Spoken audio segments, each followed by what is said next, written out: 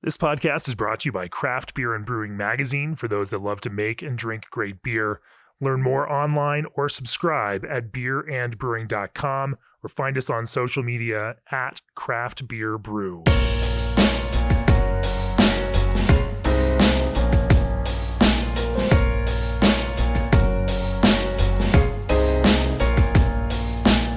Welcome to the Craft Beer and Brewing Podcast. This is episode number 285, our first episode of 2023. And joining me remotely from Ohio is Sean White, not the snowboarder. Oh, I'm sure you've heard that a million times. But Sean White, co-founder of Little Fish Brewing in Athens and Dayton, Ohio. Did I get that right, Sean? Yeah, original brewery, Athens, and recent satellite in Dayton. How's it going, Jamie? Hey, I'm excited to talk to you. I was trying to think about, since we have to do this remotely, somebody that I've hung out with, and I think the last time we were hanging out was that 2019 at the perennial Midwest Belgian Beer Fest? That sounds about right, because it would have been right before COVID. It was definitely before COVID, and we popped over and we're hanging out with Moxie over at Rockwell for a little bit, so that was open at the time. I think 2019 was the year. Anyway, in the meantime, like last year, I saw you won a gold medal for a mixed fermentation wood aged beer. It was Apple Brandy Maker of Things. Back in 2020, you won a silver medal for Cleft. You've won a couple of World Beer Cup medals also for mixed fermentation beers. And I thought, hey, maybe we should just talk about mixed fermentation beers to kick off this first episode of 2023. So yeah, thanks for joining me here. Yeah, absolutely. I mean, yeah, mixed ferm is definitely like my wheelhouse.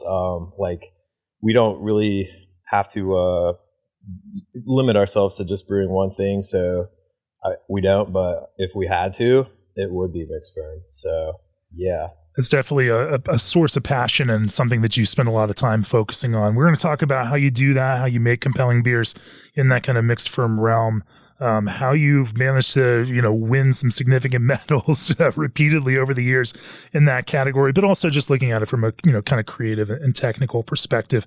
Before we do that, for years, G&D Chillers has chilled the beers you love, partnering with 3,000 plus breweries across the country. They're proud of the cool partnerships they've built over the past 30 years, and they know brewing doesn't stop at 5 o'clock, nor do they. G&D uses quality components, expert craftsmanship, and constant innovation. With 24/7 service and support, your brewery will never stop. Remote monitor your chiller for simple and fast access to all the information you need, providing you with the peace of mind your operation is running smoothly.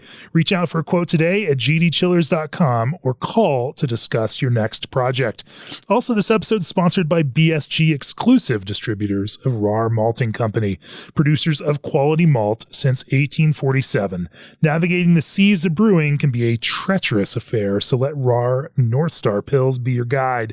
With overtones of honey and sweetbread, flavor and aroma notes of hay and nutty character, RAR North Star Pils is a base malt you can set your compass by. Great for any beer style, but perfect for a classic lager. Set a course for bsgcraftbrewing.com to learn how. It's a new year, and I've got new sponsor reads and some new sponsors online here. So it's kind of fun. I don't know why I get so excited about sponsor reads, but I definitely do. And I can tell you, our listeners out there do too, because people can often repeat them back to me verbatim, which is really, really wild. Nonetheless, Sean, let's talk about your history. What was that? But first, I think you reminded me, I might need to look up G&D pretty soon. My chiller's not doing so well. It's the original chiller, and it's treated us well, but it's coming up on 8 years old now. So yeah, it's like having a little trouble there on knockouts and stuff right now. So we're just like crossing our fingers a lot of times. I am sure the folks at G&D would love to talk to you about that. Let's talk about your kind of arc through brewing. What was that aha moment with craft beer, and how did that track then through the point where you decided to start a brewery and pursue this as a profession? I'll try to keep that kind of concise. I remember a friend bringing me along for an all grain batch of beer in probably like 97. I was like still in high school, and he was in college doing it for his like some sort of college thesis project or something like that. Then like flash forward to 2001 or two, I was a bit sort of transition time and looking for something to do, and I found a copy of The Complete Joy of Home Brewing on my stepdad's shelf, and kind of just like I'm pretty, when I get into something, I like hyper focus, and so I got into that book, and I was just like, okay, I'm gonna do this. I'm gonna just start all grain, and that was a mistake. Screwed up a lot of batch. I could have learned just as easily doing how to ferment beer using extract, but I just kind of I dove headfirst into it. I was living in Athens, Ohio at the time. But when I started to get like really into home brewing and like craft beer culture was when I lived in Brooklyn. So I lived in Brooklyn from around I'd say like 2005 to 2009, and I was homebrewing a lot out of my apartment. What neighborhood? I was in Carroll Gardens and also Greenpoint, a couple years in each. But during that time, I was in Long Island City, Sunnyside, 2001 to 2003, and then Long Island City, 2003 to 2010. So we were strangely close to each other. Yeah. So we were there in the time when there was only like 4, maybe 5 breweries in New York, and now it's like exploded. But the good old days. Yeah, I lived pretty close to Six Point, which was at that time really just a neighborhood brewery. And they would like sell me, bulk grain and hops and like give me yeast, and then started attending some BJCP classes that were being put on by the New York City Homebrewers Guild, and started getting very involved in the Homebrewers Guild, and became a BJCP judge. And but basically, I did a few years in New York, and I was working as like a professional cook, and then I worked some odd, weird office jobs for a while. But I had my sights on brewing. Like at some point, I kind of decided like I would like to be a professional brewer, and then it was just kind of figuring out how to make that transition. Did like an internship for Six Point, but they weren't really like hiring at the time. And then I was kind of feeling like it was time to either become a New Yorker forever or maybe pack up and go, at the same time that I was kind of like not really feeling the brewing opportunities open up. So I decided to move to Portland, Oregon. So I moved out to Portland in 2009 and ended up getting my first paid job for an actual brewery was at a little brew pub that is now closed, but it was called Alameda. And that was a good like first job. Learned the ropes and whatnot. But the first one that got me like really more on a technical level, learning about how to like brew the right way, I would say, was working for Cascade out in I was actually just mostly working clean beer out in Beaverton.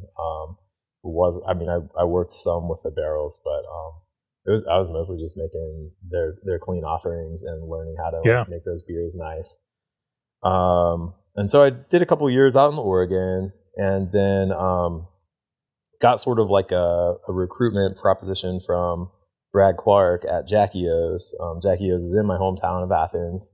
And as they were starting their expansion, like they needed someone to take over the brew pub. So I decided to move home, and that worked out kind of well for me because I really like where I'm from, and I always sort of had this idea of like coming back here someday and opening a brewery and bringing some of the cool things I had seen from the sort of bigger outside world back to our hometown, which can be in some ways just a little limited as far as like resources and like some of the things that like big cities have or just different places have. So I had this idea even before I came back to Athens that I wanted to open a brewery at some point. And so I worked for Jackie O's for a couple of years, and really learned a lot, honestly, at the pub, like just kind of figuring out how to more like run it, not just like be like a person paid to do this job, but like to figure out how to make recipes and move production around and stuff. And I definitely like learned a lot in that time, and also was working with a friend from elementary school, actually, on a business plan to start what became Little Fish.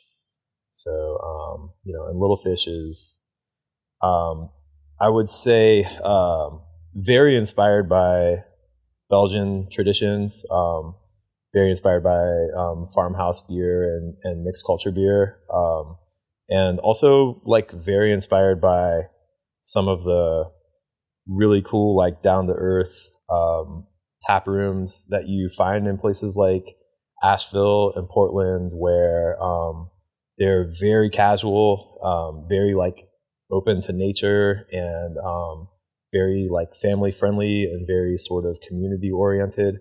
And so those were kind of like the original concepts that we put together in Little Fish, as well as, not to blabber on too much, but I mean, the other thing I really wanted to get into this was this local sourcing component, which I'm sure we can maybe talk about a little bit at some point. But just like not breweries, but just restaurants and food culture around Athens is very, very into local sourcing. So I think I was influenced by that from a young age, and really wanted to see how to bring the local sourcing that a lot of the restaurants and local farmers were doing, and like bring that into a beery context. Well, let's. I want to talk about how you decided to build this beer program. Obviously, you mentioned local sourcing is key to you, and you have this kind of Belgian influence impacting the overall kind of feel, wanting to build a kind of cafe, type environment that is open to everybody. But that also means you also have to make beer that people want to drink in 2015 in your local market, and of course had to, over the last 7 years, evolve that as the entire craft beer market moves in varying directions. So let's talk a little bit about that. But first, AccuBrew is a new analytical tool unlike anything else on the market that gives brewers like you unprecedented insight into your fermentation process.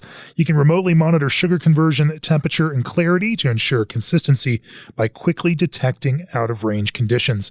The AccuBrew system creates and stores permanent records so you can compare every batch. AccuBrew goes beyond a simple measurement tool. AccuBrew helps you monitor, document, and manage your fermentation process in real time. Also, at ProBrew, they believe that your brewery deserves equipment as unique as the drinks that you craft. That's why their solutions are specifically designed to help you brew your beer, not someone else's.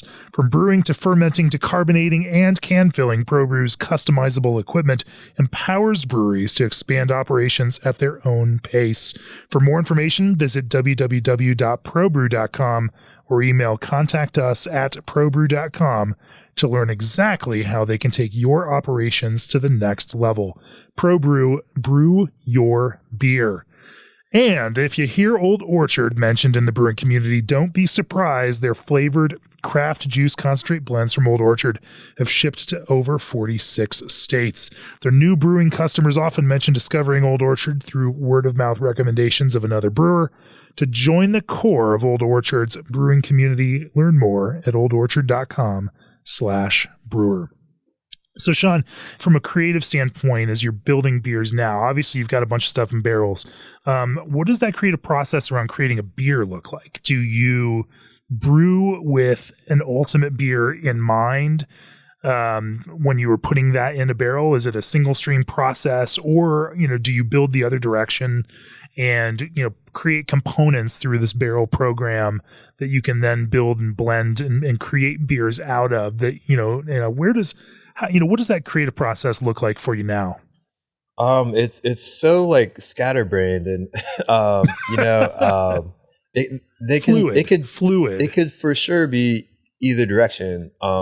But like one of the things that I've definitely learned is that it can be difficult having like starting with a very clear idea of what you want to end up with, especially as it pertains to like specialty ingredients. Like, let's just say, for instance, you make a batch of,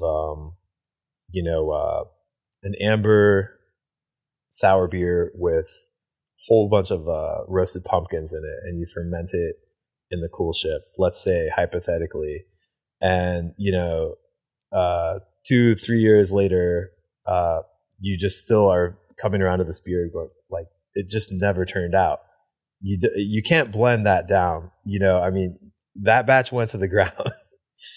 And I mean, one of the things I wouldn't say like as a rule, but like as a general rule, but like not always stick to it, is like add specialty ingredients later, once you have like successful beer that is like properly fermented, properly sour, because you don't really know what's going to turn out. And like, at least on our system, if we have a beer like that and it's 10 barrels, if it can only make like 30% of a blend, like I cannot sell 30 barrels of one type of sour beer. That would be like 5-year supply for us.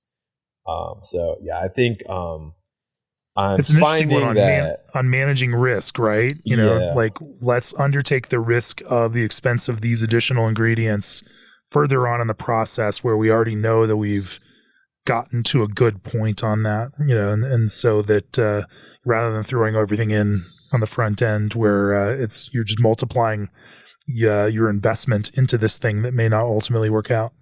Right. And also I just really think that most of the time, a lot of these specialty flavors that we want to be in the beer, I think that you don't really want to go adding those earlier on, because many of them will be lost by the time that the beer is actually through a mature sour state.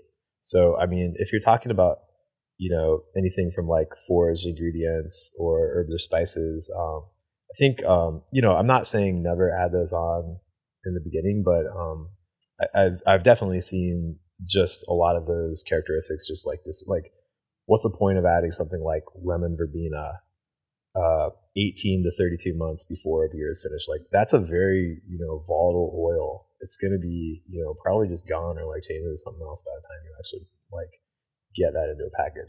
The time for something like that is a lot closer to the end. So. Sure.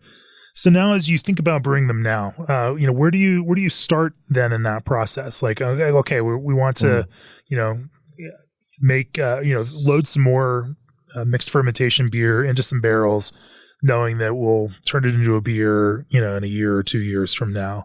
Do you brew off of a standard recipe or a standard kind of subset of recipes? And what is that recipe or those recipes? Where do they start in terms of, kind of grain?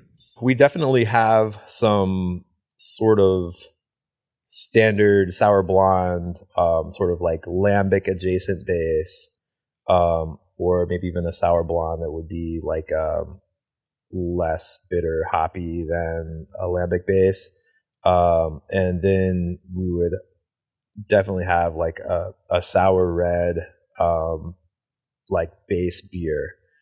Like those are all like sort of go-to recipes that exist, and could be, man, I still like, what's hard about talking about this, Jamie, is I change so much stuff constantly. I mean, we might brew, like, let's say we make a sour red recipe, but sometimes, depending on availability of fermentation space, what I want the final product to turn out with, or whatever, that might be fermented in primary with a clean yeast. That might be fermented in primary with a mixed culture. That might be fermented only in barrels with a mixed culture.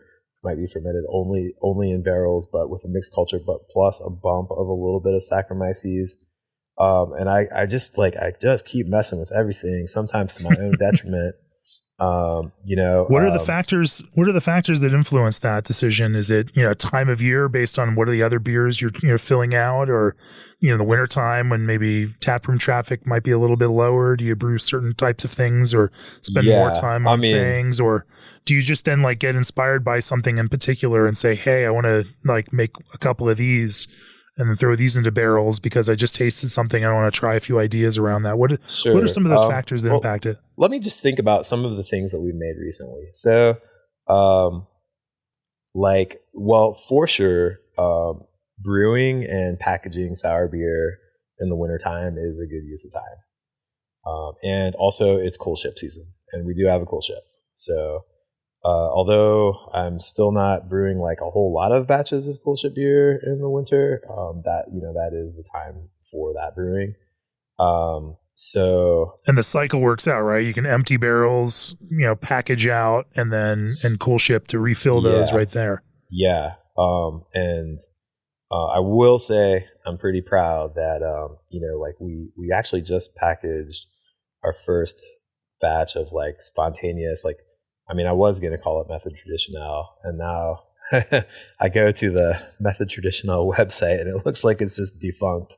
I'm pretty sure the folks that started that nomenclature maybe gave up on it. I know that was somewhat led by Jester King, and I think they've just gone to the Spawn branding, which is working out really well for them, but now I'm like, okay, well, back to the drawing board. What do we call this? Luckily, I did not have the label figured out yet. But yeah. So we have a spontaneous beer. Do you need a brand? Do you need that? Yeah, I don't know. I mean, we can call it to sell the beer. Does it really help? I mean, I don't know.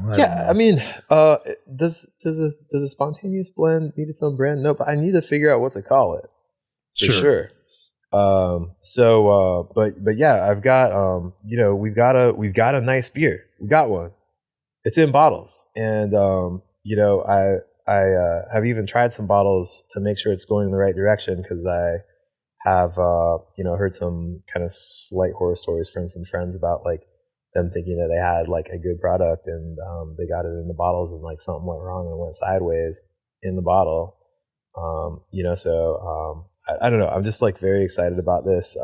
Sure. I think. So this spontaneous beer, this one is lambic adjacent. So, a big wheat component, a Pilsner malt, mashed very hot to make it as unfermentable as possible and create a long mixed fermentation. So this one is everything done according to the Method Traditional rulebook, which is everything from I think it's Oral, I believe is the name, is like basically the Belgian lambic brewers. Sure. Same rule set, right?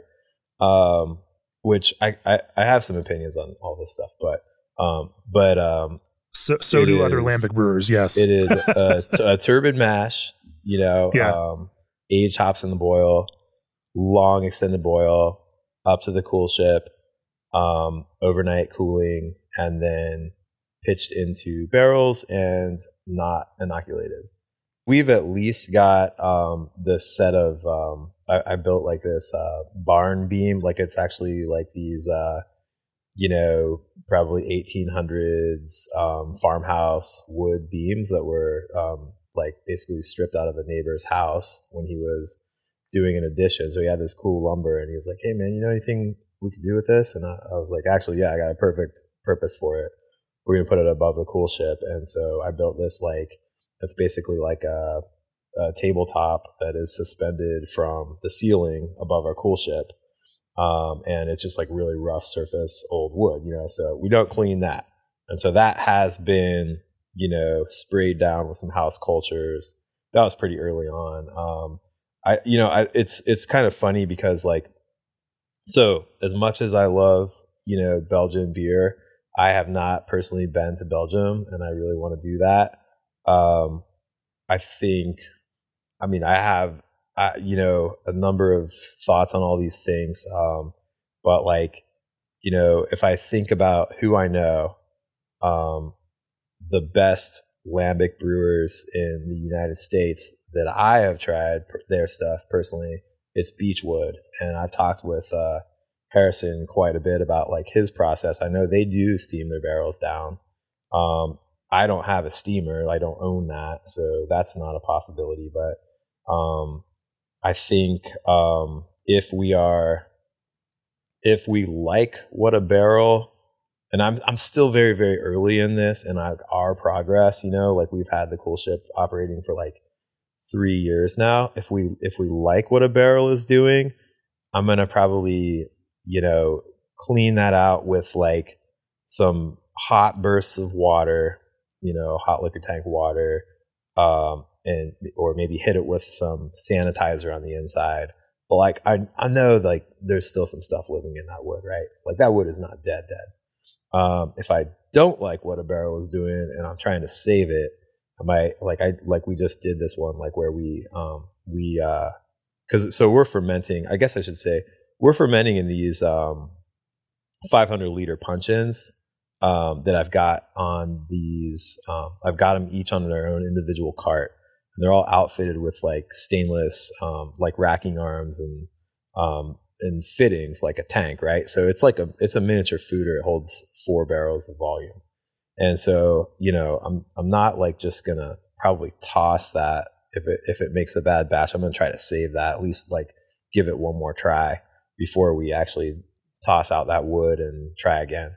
So if I don't like what a barrel is doing, I'm gonna fill it all the way with hot liquor tank water, and like just let that soak for like an hour and just like kill it down to like dead neutral. And so I don't know, those are some ways that I've gone about things so far. Those barrels that I just killed down to dead neutral, I really wanted to help those barrels, right? Like I wanted them to get a good head start and not go into like, I mean, I'll tell you what, like some of the worst beer, the worst beer I've ever tried is like spontaneous beer that went sideways, right? I mean, those barrels were so gross. It was like some phenolic that just like once it got in your mouth, it just didn't leave. Like you couldn't taste anything for like 10, 15 minutes after you drank this, like even a sip. So I was like, okay, well, I know we don't want that to happen again, right? So those barrels, I did give a little bump, and I don't think I would really call those specific barrels spontaneous, but what I pitched into them was our successful spontaneous beer. So, I don't know. There's I don't have one way yet of doing these things. But I think if I like the cultures that are happening in a barrel, I'm more likely to intentionally not totally kill them down. If I don't like them, I'm more likely to intentionally kill them and try to give the barrel a little bit of help because it's going to need it, or it's going to turn into like hot dog and Band-Aids again. Right. And cabbage. I agree with you on the Beechwood thing, and I've talked to Harrison on the podcast and talked to Ryan Fields, who had initially set up that Beechwood program, and they're absolutely brilliant. They're making amazing beer, and they work on this kind of two-sided process just like you do, where there is spontaneous beer, and that's one pathway that their beer takes, and then they also are maintaining cultures and pitching beer with that culture. Because it produces beer that they like to drink and that tastes great and that fits the profile that they are trying to achieve. Both of those things are valid. I mean, we do, I think, romanticize the idea of spontaneous beer because we've been told that story and it feels romantic and it just sounds, so natural. I mean, we have this whole culture of natural, which isn't really non-intervention, because every brewer is making some interventions on this. It's more, a little generally low intervention in some way or another. And I think that's a fair way to approach this. But the ultimate goal is to make beer that tastes good, isn't it? Yeah. I mean, I guess I have a couple of things that I really stand by. One is, we really try to be like, for whatever it means, we try to be a sustainable business. And whether that's, how much we waste or whether or not we're recycling things that we, use or how much we're driving our beer around. Like we try to think about everything, like where does our energy come from? We have solar panels. And so to me, like the idea of making beer that like 25% of it may go down the drain is a little like antithetical. I don't know if that's the right word or even a word, but to that value. So I want to make sure that these beers are going to be like successful beers. Not to mention the time and effort that we put into them. I want to do respect to the farmers and the people that grow these things. I'm getting them really damn close to all Ohio right now, even on the spontaneous side. So I don't want to just make beer that just has a good chance of just ending up in the drain. feel like that would be a little irresponsible. But I also definitely believe in transparency, and I hate lack of transparency. That is, I mean, it's common in every industry, but it's definitely can be common in brewing too. So, I always want to make sure that we're not like hiding things, right? So those kinds of values will guide how we talk about these beers, and the amount of information. Like I'm constantly like, when there is a question of how much information to give people about what we do, I'm always gonna go for more, because I think that's there's so much kind of like lying by omission that can happen in not just brewing but like any industry, and sure. I don't dig it, and I think it's unfair to other people that do it with like more integrity when you don't say what you're doing, right? So I don't know. Sorry for the stream of conscience. I want to pivot and bring this back down to some of that technical process. And we can talk about fermentation, maintaining the culture, and then talk about how your process around adding fruit, building blends and whatnot. Before we do that, from the rotatable pickup tube on Rogue Brewing's pilot brewhouse to the integrated hop packs on Sierra Nevada's twin prototyping brewhouses, SS Brewtech has taken technology they invented, working with world-renowned industry veterans, and made them available to every craft brewer. To learn more about SS Brewtech's innovation list, head on over to ssbrewtech.com. Also, have you heard of Christian Hansen? They're the fermentation experts with over 100 years of experience in dairy and wine, and they're now bringing that knowledge of microbes to brewers with their Smart Bev range of frozen liquid yeast and freeze-dried bacteria. This portfolio allows for a consistent performance at the brewery and produces a range of high-quality brews. Reimagine what your beer can be. Go to chr-hansen, HANSEN.com to learn more about the Smart Bev line of products. And join the craft beer community in Sacramento March 19th through 22nd for the California Craft Beer Summit. Access educational sessions on business and technical skills and network with industry leaders all under one roof. Speakers include David Walker, Natalie and Vinny Chilurzo, and Ken Grossman. The summit is an important opportunity for your entire brewing team, from production to sales to marketing, to develop their knowledge, skills, and experience in the industry. Early bird discounts end January 20th. Visit cacraftbeersummit.com to register. So, Sean, let's talk about fermentation then. You load these into puncheons for fermentation, whether it's a spontaneous culture, if it, obviously you're not adding anything in that, but you also make these with a culture that you've maintained and grown. How did that culture develop, and how do you continue to maintain that culture and keep it within the bounds of producing beer that you like and beer that you don't then have to get rid of, unfortunately?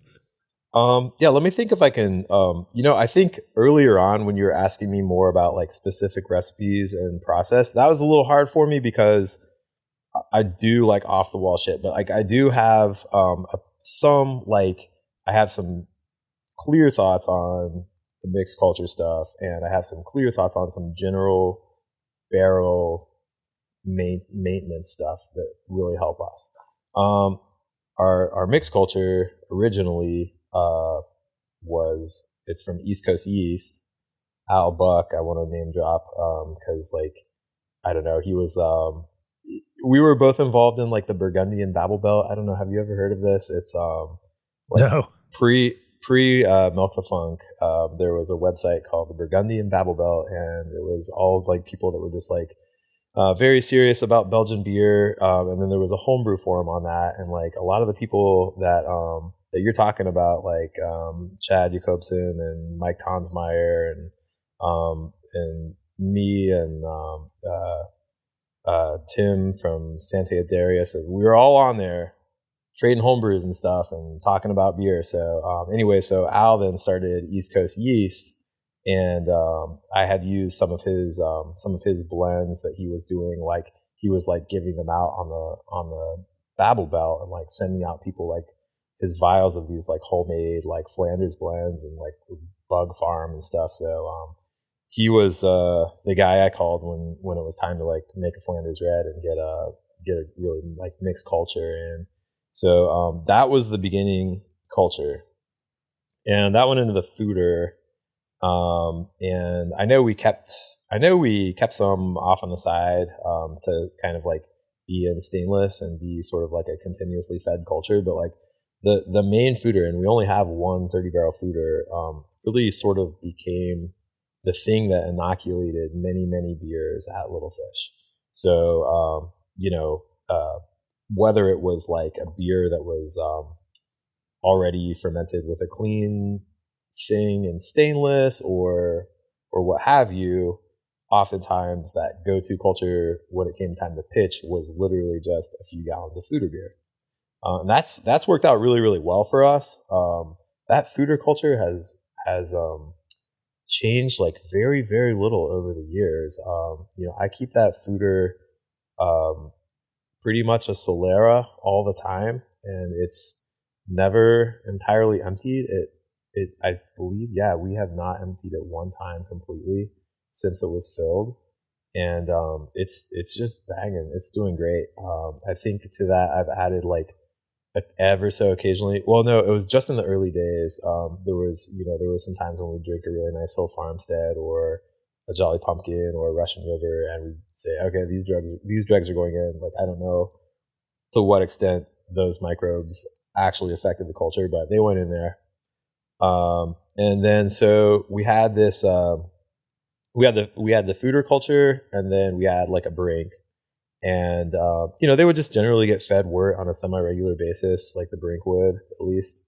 And the foeder was getting like refreshed with like when we would pull mature beer, like we would pull 10 to 20 barrels, and then we would refill with 10 to 20 barrels. The foeder, I always pre-ferment the beer in stainless, whether it is a clean fermentation or mixed culture. I'll always pre-ferment it because I just don't want to have like a whole bunch of krausen in there. Right, like a whole bunch of yeast and like, especially because we don't like clean it. Like I don't think it's meant for primary fermentation. Okay, so then getting to the brink. I can just imagine what's sitting on the bottom of that foeder right now. I'm curious. I'm curious to know, and I think it is actually probably about time to find out pretty soon here. I had a great conversation with Lauren Limbach of New Belgium about that years ago. And she's like, the first time we did that, I was scared to death. And I was like, oh, we're not going to be able to get it back to what it was. And it's like, it's like there was just the sludge down there was incredible. But sure enough, we cleaned it out. And the next beer, it still had all the character that we wanted. And actually was a little bit better just because it didn't have some of that. The long-standing kind of autolysis element to it that can sort of build up in the bottom there. Well, that's the interesting thing is I'm not tasting autolysis. I mean, I'm not saying it's not there, but it's if it is, I don't know what part of it is in the beer. Sure, right? Sure. And there's an argument to be made that some of that adds like a creaminess and a kind of softness to a mouthfeel, which is not a negative by any stretch. It's not necessarily a off flavor; it's just an attribute. Well, it definitely can be an off flavor in certain ways, but then you think about like winemaking and where it is very important to certain types of wine. So but I think what I would do, you're kind of like reminding me of it, is like basically next time we do pull like mature beer from the foeder, that we possibly pull it all out, clean it, and then put back in the portion that we do not actually package. So therefore we, get the yeast out, but like continue the solera process. I mean, it is coming up on 8 years. I think it might be. Yeah. So then our house cultures in the brink did evolve at some point. And I mean, the clear moment that they evolved was, we did a project with Jackie O's around the time that, Brad Clark was, moving on to private press. And, we brewed a pretty traditional, lambic adjacent wort, brought it up to the cool ship overnight. Then we brought it back downstairs into barrels that were from the Jack Yo's, previously of the Jack Yo's program. And then we pitched those barrels with our house cultures and Jack Yo's house cultures. And which, by the way, that beer is coming out pretty soon. It's called Cool Ship Regatta, and I'm waiting on the labels to get printed. So a little, I don't know, fun drop there, self-promotion. But anyways, the fermentation that we were witnessing in those barrels was like super, super nice. Like Jack Yo's has something in their culture that is just making like the exact flavor of sweet tarts. It's like, it's just a sweet tarts bomb, and I really, really liked it. And so I think at that time I started making a sample from those barrels into our house culture in the brink. So then we saw the foeder. The foeder was like separate and like more of our Flanders culture. And we had a different sour culture in the brink, and that one had the sweet tarts element. I did bank that, like that blend, so that we can always kind of go back to that baseline if anything happens. And I think it's kind of just been of recent that I have noticed some changes in that culture. And the main change is making beer really sour. And now we have a little bit of like we gotta reciprocate a little bit for this. And I think we gotta start, and I mean I already have started bumping up the IBUs, both the IBUs of the wort that we feed the culture, and also the IBUs of pretty much anything we inoculated. Because I mean, I don't know about you, but like I personally don't like 3.0 pH sour beers. They're too damn sour. It's not like enjoyable. And I mean, if that is just one thing I can say about all of our metal beers, like they have like common components to these beers, right?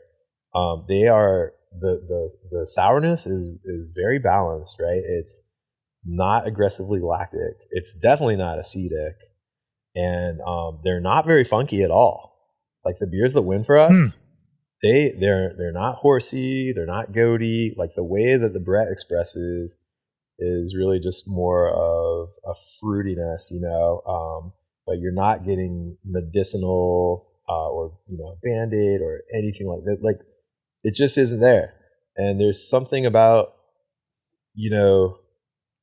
there's definitely, I think there's something to be said for this common thread of balanced acidity and low funk that is doing well on those judge tables. That's definitely not, that doesn't have to be what every sour beer is like, but that's a common thread that I see in what has brought us medals. And I guess I don't want to like overemphasize medals because I do care about medals in some ways, but to me it's more about like being recognized by my fellow brewers and the breweries that I respect, then I mean, I don't really think they help sell beer. So, fair enough. Fair enough. How do you then, so is it down to selection of Bretts or is there something also to the way that you hop these?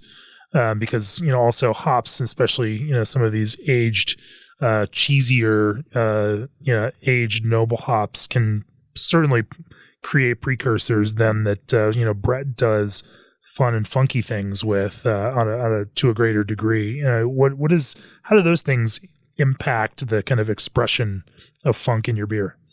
Sure. So I think we're kind of still dipping our toe into the water on, sour beers that the aged hops are kind of end up being a major flavor component later on down the road. I mean, here's one thing I know, be careful with aged hops because, like we had some things where we would age the shit out of whole cone hops in our own attic. And, by all measures of time, they should have been ready to use, and they actually weren't. They were making beers that still tasted like too like blue cheesy, like they weren't neutral enough. And I think I narrowed that down to, I think even though they were in open bags, they still maybe weren't getting quite enough oxygen because they weren't in like fully open like burlap sacks, right? So since then, I have aged, like I make sure our aged hops are like actually like super super aged, and there's really no maximum. I mean, the hops I was using in our Cool Ship beer that we brewed this year so far, I mean, I think they were from the bag was opened in 2018. So I guess I've just been letting them go to truly neutral. Like, I mean, you really have to pick them up and smell them and like crush them and like make sure they're not cheesy. I've been using some of the BSG, the pelletized aged hops as well. Those are pretty good. I think I remember hearing about that from Ryan Fields when he was doing a seminar at a CBC. Yep. Back in the day, not back in the day. I don't know, like a couple years ago. Yeah, 3-4 years ago, let's say. So we've been figuring out more how to make good beer with aged hops and like bringing a more like expressed Brett funk to the pale. I think mostly the pale beer is really right. But a lot of the beers that we've made over the years, and many of the ones that have won, an aged hop profile was either very very low in the beer or non-existent. So I don't know. Interesting data point, I guess. Just like. I agree with you. It's fascinating to me to see this, and try to kind of drill down to how these kind of beautiful soft funks in these beers are created, because like we've mentioned before, Beechwood they've unlocked the key to this gorgeous soft funk, but you'd also think that something like Cantillon would need to be more aggressively approaching their hops than they do, but their hops are really not aged very long. Like, and they use all sorts of different hops. Like, it is such an interestingly haphazard approach to hops, where they're often, I mean, they're using hops as little as 1 year old, and they're not really breaking everything up or forcing everything to age extensively. And so, getting into what the actual chemistry is behind this, and how these things then lead into the expression that they do in beer is still fascinating. And it's still, I think it's something that none of us have really figured out truly. But it's always interesting to see how different people approach that. Let's kind of move from there and start talking about fruit, because you definitely do a lot with fruit. You mentioned that you love locally sourcing and working with Ohio ingredients where you can, and a number of the beers that you make do incorporate fruits and other ingredients in them.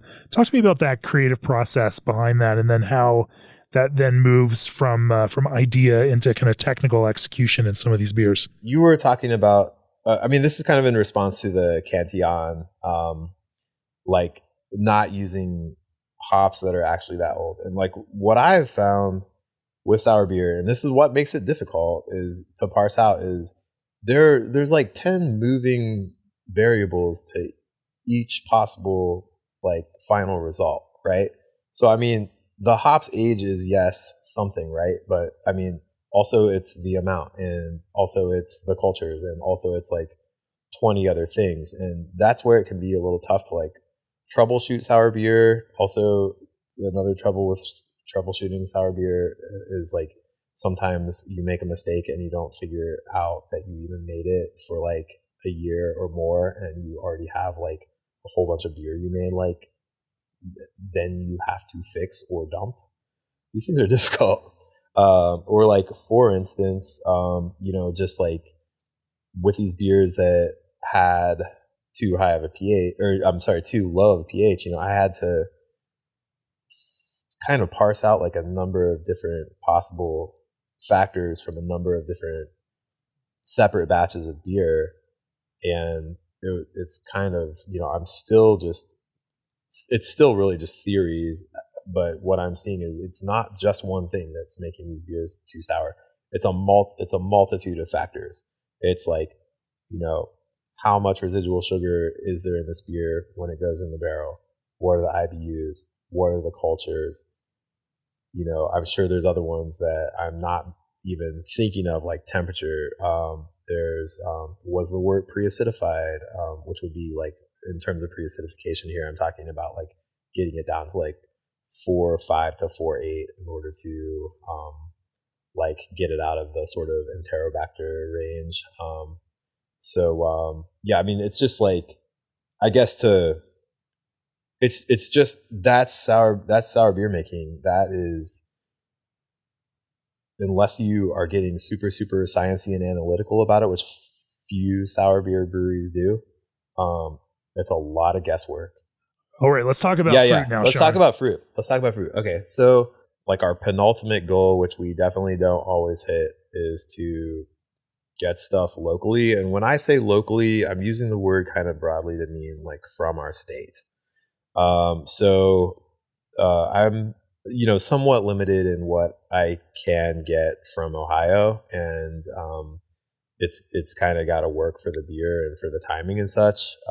But I got some surprisingly amazing peaches from Ohio, from Chillicothe, which is about an hour away, and those beers ended up in Cleft, and the batch of Cleft that you know, which is just a fruited peach blonde sour beer.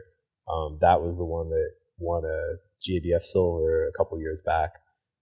So that was local fruit, which I was just like impressed by, because, you know, Ohio is not the best or the worst state for fruit, but it's certainly not California, and it's certainly not Georgia, right? I mean, we have a limited growing season. We don't have enormous farms typically. You know, so most of the folks that I deal with Ohio fruit are very small farmers, and this is like a phone call or a text, and it's year to year. It's like impossible to really pre-plan for. But, you know, I can get some really good blackberries. I can get some often very good peaches. I can get some bomb ass black raspberries if I can afford them. They are insanely expensive. I can get pawpaws, but I'm going to be honest, I have mixed feelings on pawpaw as a fruit. But pawpaw is very cool in the fact that it is actually a local and oftentimes forage ingredient. So I mean, a truly local, like from the forest around here. So right. Like, let's just say, like, I'm sure not everyone knows what a pawpaw is. So it is somewhat banana-like, custardy fruit that grows on a tree, and it has these big seeds inside, and it has sort of like an orange pulp. So when it's ripe, it's kind of like falling apart. And we can get pawpaw pulp processed by a local business called Integration Acres, and we do make some beer with that.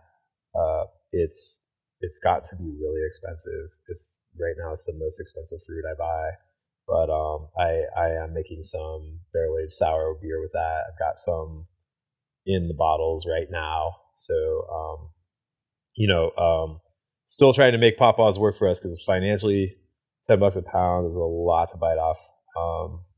You know, and I mean, there's other fruits I like more. It's just like, I do like when it's time to like weigh in values of things, like being super local and being like indigenous and forest has a value for sure. Like, I don't think we'll ever make a ton of that beer, but it's cool to make it, right? So, you know, I guess after what I get from Ohio, then for barrel aged beers, I definitely prefer to be on like whole unprocessed fruits if possible. Like, even if they're frozen, like frozen is cool, frozen is fine, but I prefer not to use purees, although sometimes we use purees. But I guess I try to like make sure to actually tell people if it's a puree because I feel like it's kind of like a different product a little bit. Fruit purees, while they are oftentimes very good, I try to save those for like our quick sour beers and like our, we do beer when we do a quick sour. We don't do like a kettle souring process. I've been using like Philly sour for those beers, and and that's the type of beer that I would put like Oregon or aseptic puree in, because I mean it's hard to make 20 barrels of production beer with whole actual fruits, right? Like that's difficult. That's a perfect place for a puree.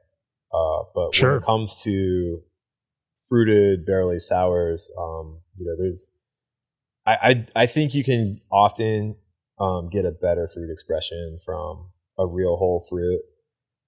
And best case scenario is you get your hands, your eyes, and your taste buds on that fruit before you decide to purchase it. That is best case scenario. But again, this is not like California. A lot of times I have to buy something like sight unseen and hopefully trust the grower. Cherries from King Farms in Michigan, super great cherries.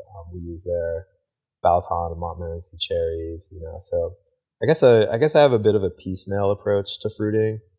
But like I'm sure other sour beer producers have told you, like, fruited sour beer is definitely going to sell. I don't know like what magnitude of sales faster than unfruited sour beer, but sure. This is what people like. So I really dig a sour beer that is not fruited, but I probably guarantee it would take us 5 to 10 times longer to sell through a batch. Sure. When you're using something like peaches, is there anything special to the way you process it? Do you chop it up, you pull pits out? Okay. Is there something, how do you generally go through a technical process of creating that maceration on the fruit?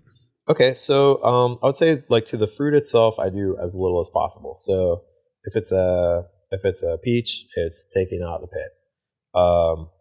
If it's a cherry, they're actually typically pitted when you get them, and it's actually you have to like custom order them in order for them to not be pitted, because they go through a pitting machine like 99% of the time. But I've definitely had some evolution and progression as far as like how to get sour beer on fruit. Like in the first like 5 years of Little Fish, there was no such thing as a fruiting specific tank. And so everything was actually fruited in the barrels. And as much as that is hard work, it's totally viable. And I would actually like to sort of pitch that as an idea to people with like limited capacity in their own breweries, because, it works. And, what we would typically do, whether it was a puree or a whole fruit, would be we would take a barrel that was full, right? And we would take out about one keg, which ends up being about a quarter of the barrel, and we would basically keg off one keg of sour beer, and then that makes space for the fruit, right?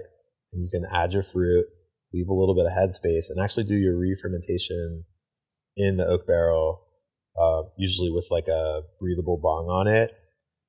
And then, so what I do to make sure that would not like go acetic or get like funky in a bad way is very quickly after that primary fermentation on the fruit has subsided, I would top that barrel back up almost to the very brim with that same beer.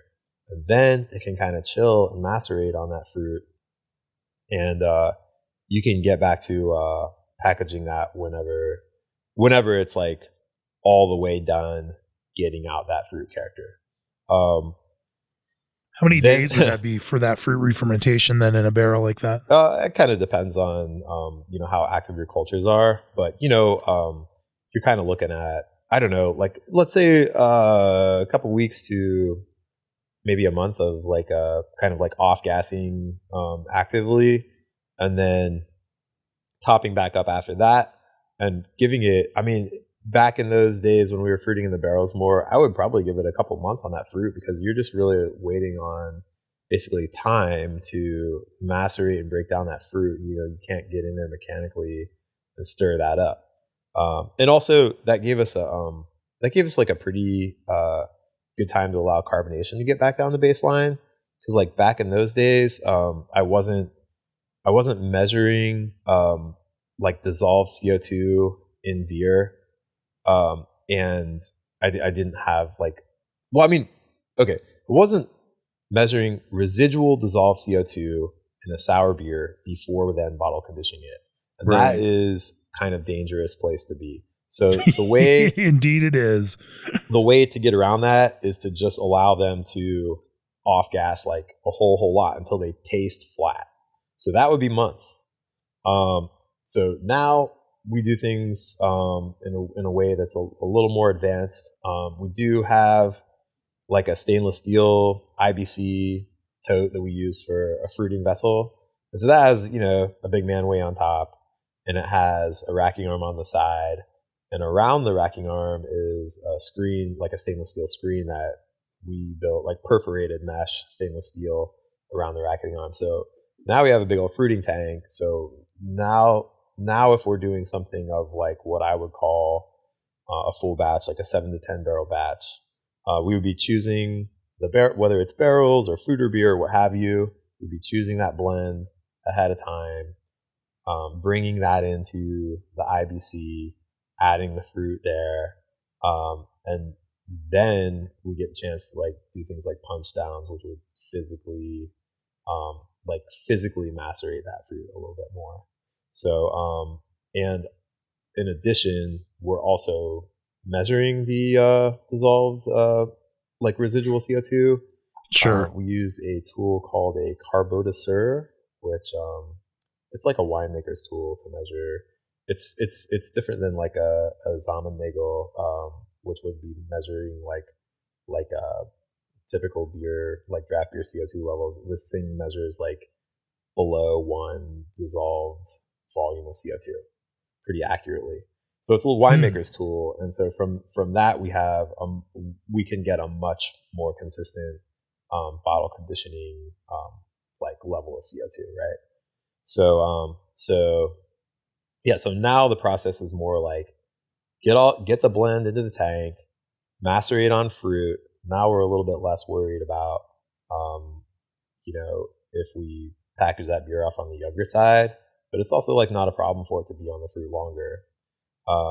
Unless, I don't know, I mean, there's maybe some arguments for getting it off so it's not like extracting too much tannin.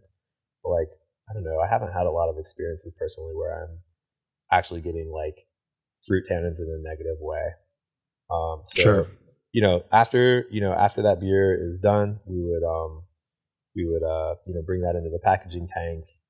And there's room in either tank to sort of adjust the blend if necessary.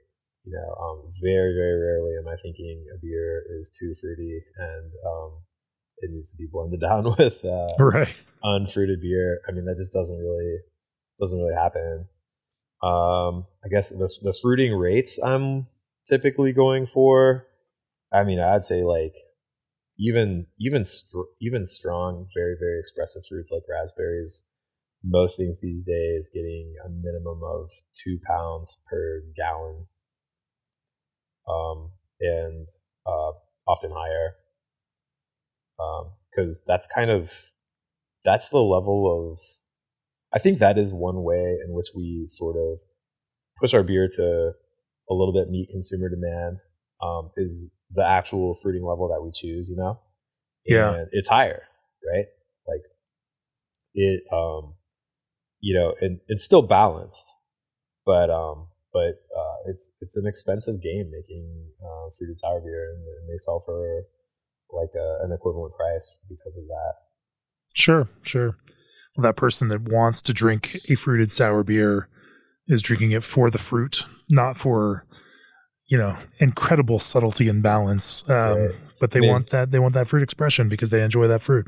It's like it's our job to make it, whether people know it or not, like still like a beer with a ton of integrity, a beer that is not a kettle sour fruit smoothie. It's a totally different thing. And so yeah, I don't think we've ever had anything where you lose the beer in it. But Yeah. 3 pounds per gallon raspberry or blackberries, yeah, no problem, or even higher. Right. Right. Sure. And then another couple of like just as they come to mind, like key things for our sour beer process, like no matter where they fit in, the step by step. Okay, topping up barrels. I know a lot of people don't top up their barrels, and I just personally haven't had good luck not topping up barrels. Yeah. We top up our barrels. If I'm on it, at least 3 times a year, and yeah, it's a lot of work. But I think it makes for cleaner sour beer, like less acidic for sure. And acetic acid leads to ethyl acetate. Ethyl acetate is bad. More than a little bit Nail of polish. acetic. Nobody wants to drink nail polish. More than a little. I'm like actually I'm pretty down on sour beer with off flavors. I just don't dig it. As an industry, we're still getting people to know what sour beer is like supposed to taste like. So it doesn't do the industry a good service if people are putting out beers with like rampant off flavors as like expensive sour beer. I mean that actually, it's either going to make them like bad flavors and just think that's what it's supposed to taste like, or it's going to make them never want to buy it again. Somehow American sour beer makers made everybody love intense acidity early on. Yeah. I think only finally recovering from that. So I think there's a place for that sometimes. Yeah. As long as but I don't think I can do it for every beer. And fair enough. I think it's still got to be clean, right? Like it still can't have like rugged, wrong flavors. It's still got to be a clean, intense acidity, if so. But fair, I was going to say, what else do I think is really important to our program? Like the actual bottle conditioning phase, like we're pretty big on making an acid shock starter for every batch we do, because I've been burned a couple times for not. I think earlier on I was using just rehydrated a little bit of wine yeast and toss that in because that's what people say to do. But I think what you don't realize is that most of that wine yeast is dying the second it hits a highly acidic environment. And then what's really fermenting out a lot of that beer is Brett. And because, that Brett may be stressed, it may sometimes be making like actual bad flavors in the bottle. And that was something I had to learn the hard way, and kind of like we never had a problem where we didn't do an acid shock starter and the beer didn't carbonate, which some people have had issues with. But we just had some batches where I think the fermentation profile changed in the bottle because we didn't have a healthy yeast going in. So acid shock starter, what you're doing with this bottle conditioning yeast that you're then adding in the mix, you are intentionally in that starter lowering the pH, increasing the acidity in that starter so that it'll kill off any of those yeast cells that are sensitive to that acidity, and then select for those that are less sensitive to that acidity, and then grow that up to the proper volume of starter before you then add into the blend, and then put that into the tank before you fill bottles. Yeah, so there's a good rundown on making an acid shock starter on the Milk the Funk wiki. Yep. And so it would be they describe a 2-step process. I actually just do a 1-step, but it's exactly taking your yeast and over 1 or 2 steps, getting it used to a more acidic environment, so that when you put it into a highly acidic environment, you don't just automatically stress or kill it. And I think it's helped us a couple things. Reduce the amount of time it takes to clean up THP, and definitely make sure that we don't have like actual off flavors developing in bottles. I mean, I did have one batch where I swear to God, this is like, expensive beer, put a lot of time and effort into, did taste good and had no off flavors going into the bottle. And during the course of bottle conditioning, became fecal, which, I mean, that was a real hit, and like there's so many times that, it's hard to say exactly what happened. We didn't send this into a lab, but I definitely suspect that the yeast was stressed, and it was probably the Brett Brett making fecal character is quite, like, that's a thing that happens. So I think it's just the Brett kind of took off and did all the brunt work of the bottle conditioning at probably like a very low cell count, and kind of messed that up. So I mean, I don't know, things that are key to our program: the barrel top ups, the acid shock starters, just being really honest about how a barrel tastes, and knowing those sour beer off flavors like the back of your hand.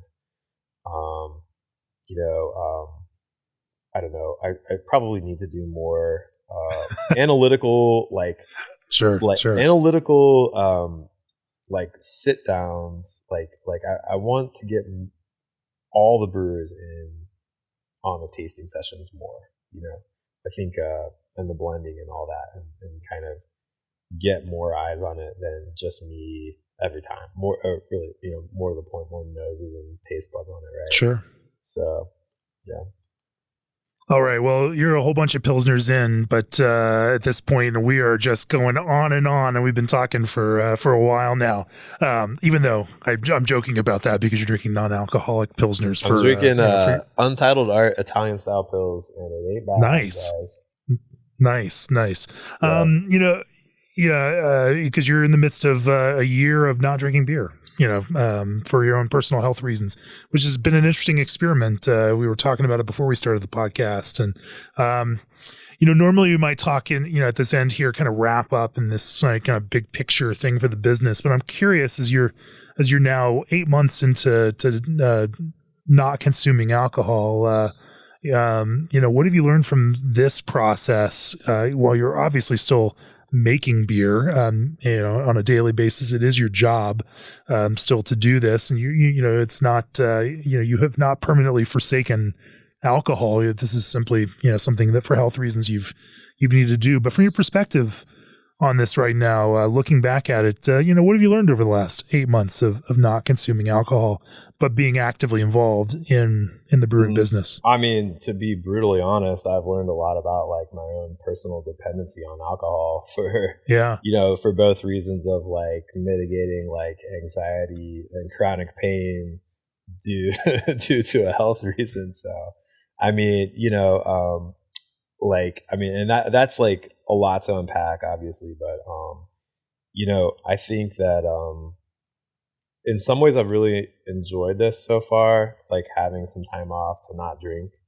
And what I'd like to get back to is like a more healthy level of drinking, because I definitely was, and I'm sure there's many people that can relate to this, but I was, like so many of us in the industry, like definitely going a bit overboard on my consumption. And I mean, human bodies aren't meant to drink multiple beers and, in a night and like do that 7 nights a week. It's not supposed to happen like that.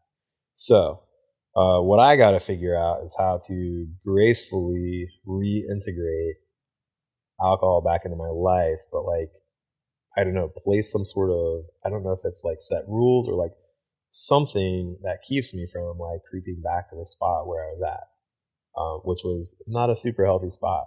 Although, it could have been a lot worse too, right? Like I wasn't blacking out, but it just didn't feel healthy to me. So, I mean, I don't know. I've learned that there are some good non-alcoholic beers out there actually, and there's some horrible ones as well. But I've learned that I can actually function at like a social event for brewers without drinking, and I'll typically have, you know, a drink cup and a spit cup, and, you know, just as if I were, you know, a pregnant lady in the industry or something, I'll just taste some beer and have a good time. And you know, I've definitely managed to find ways to have a good time throughout this. So you know, it can be done, you know, but damn, you know, I miss drinking a beer with folks after a shift. And like, there's a different way that you process a beer, like your understanding of a beer, by sitting down with it and really just slowly enjoying it as it warms up, and, you know, you have a sip, you swirl it and you sniff it, you know, I mean, like, over this time, like, I would call it like getting to know a beer, right? It's that's how a beer should be drank, in my opinion. And I'm doing all right, because I mean, I can still like taste everything I make, and I can swirl and spit, or I could even sneak a teaspoon of, like, let it slide down my throat, right? But like, I very much miss both the social aspect of just one beer after work with the coworkers, and I also miss getting to know my own product or someone else's product in that way, where it's almost like you're having like an intimate conversation with an inanimate object. So yeah, especially this month, you know, as a, you know, decent chunk of populations, you know, try not to drinking for just a month. It's useful for us all to think about just how much we consume as an industry. Yeah, but hey, people, why are you doing that to us? Don't you know we have like bathrooms to run? Like, yeah, that's a hard month for us. Come on. I agree. Spread with you. it out. I think dry January is a terrible idea. Yeah, spread it out. People, whatever, like take a couple days off a month or something. That's exactly right. If everybody took one week off a month, for example, you know, you'd actually be then taking 12 weeks off per year rather than just 4. Much more significantly positive for health, right? And much more of just an overall process for, you know, making sure that we're not allowing things to grow unbalanced in our own lives as we participate in this, where the challenge is always there to, you know, to not let alcohol control, you know, our own lives in this process. Thanks for talking about this stuff. That's a great place to bring this to a close. G&D Chillers has partnered with 3,000 plus breweries around the country and offers 24/7 service and support. Raw North Star Pils is a base malt you can set your compass by. AccuBrew gives brewers like you unprecedented insight into your fermentation process. ProBrew solutions are specifically designed to help brew your beer.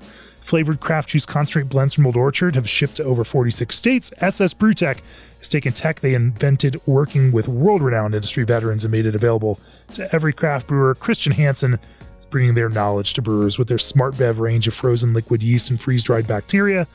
And join the craft beer community in Sacramento, March 19th through 22nd. For the California Craft Beer Summit. Sean, if people want to learn more about Little Fish, whether that's visiting you all in real life or finding out more about what you do out there on the internet, where do they find you all? For sure. So Athens, Ohio, 45701, first off. But after that, I would say on our website, littlefishbrewing.com. And our Instagram handle is at littlefishbrewing. I am 99% sure. So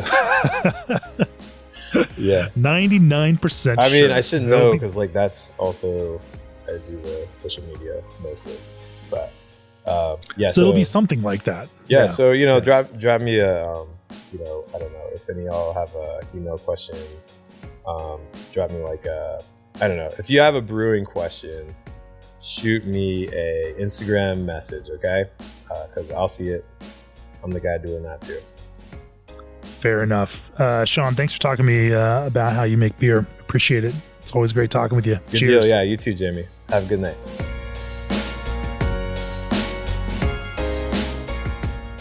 This podcast is brought to you by Craft Beer and Brewing Magazine for those that love to make and drink great beer. Learn more online or subscribe at beerandbrewing.com or find us on social media at Craft Beer Brew.